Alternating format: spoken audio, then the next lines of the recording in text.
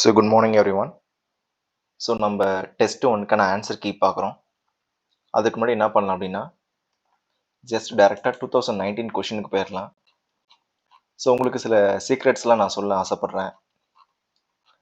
என்ன சீக்ரெட் அப்படின்னா, எப்போதுமே எக்ஸாம் படிக்கிறதுக்கு முன்னாடி நம்ம என்ன பண்ணணும்னா, ஸ்டாண்டர்டான புக்ஸை வந்து நம்ம தேடணும்.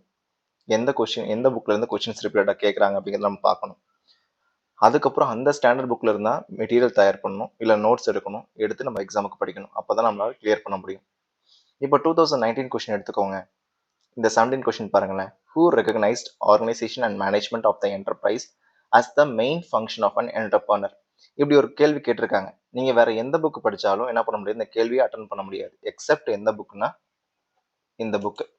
இந்த புக்கு தவிர நீங்க வேற எந்த புக் படிச்சாலும் இதற்கான கேள்வி வந்து நீங்க அட்டன் பண்ண முடியாது. சரிங்களா?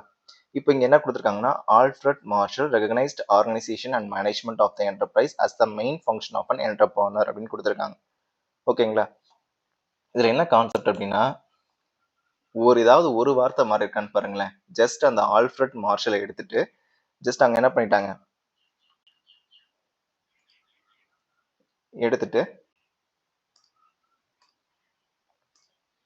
எடுத்து ஹூன்னு போட்டாங்க, அவ்வளவுதான். ஆன்சர் வந்து ஆல்ஃபிரட் மார்ஷல். ஓகேங்களா? அதே மாதிரி அடுத்த கொஸ்டின் பாருங்களேன்.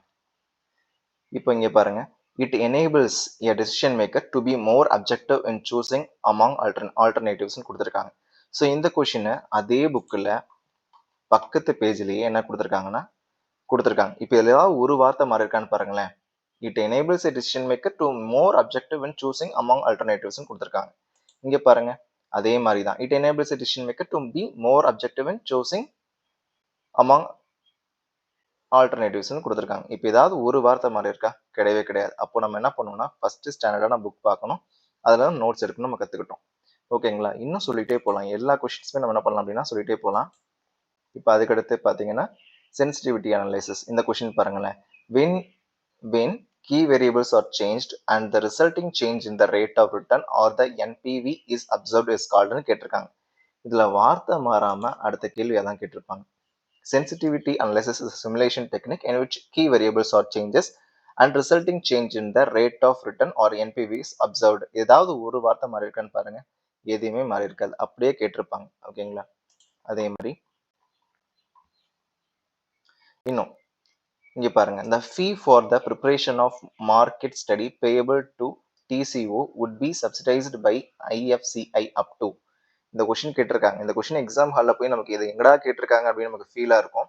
பட் ஆனா அவங்க ஒரு ஸ்டாண்டர்டான புக்ல இருந்து என்ன பண்ணிருக்காங்க அப்படின்னா கொஸ்டின்ஸை எடுத்திருக்காங்க. பாத்தீங்கன்னா இங்க பாருங்களேன், ஜஸ்ட் இந்த fee pay for the preparation of a market study payable to TCO would be subsidized by IFCI up to 75% of the cost or 15,000 whichever is lower. Just அப்படியே கேட்டாங்க. அடுத்த கொஸ்டின் அதே பேஜுக்கு கீழே என்ன பண்ணிருக்காங்க அப்படின்னா ஒரு கொஸ்டின் கேட்டிருக்காங்க. ஓகேங்களா? அதை அடுத்து நான் காட்டுறேன். 24 இங்க பாருங்க, for the purpose of adoption of indigenous technology the form of subsidies. ஓகேங்களா? இந்த இண்டிஜினஸ் டெக்னாலஜி ஞாபகம் வச்சுக்கோங்க. இங்க டைரக்டா போங்க, என்ன கொடுத்துருக்காங்க பாருங்க. The indigenous technology can get assistance in the form of subsidy covering the interest payment due to IFCI during the first 3 years of operation of the project subject to the ceiling of rupees 5 lakh AR கொடுத்துருக்காங்க. ஓகேங்களா? அவ்வளவுதான், ரொம்ப simple. இங்க பாருங்க, கொஸ்டினை பாருங்களேன். Answer என்னங்க? assistance in the form of interest payment due to IFCI for first 3 years. இங்க பாருங்க, interest payment due to IFCI during the first 3 years. அவ்வளோதான் ஆன்சர்.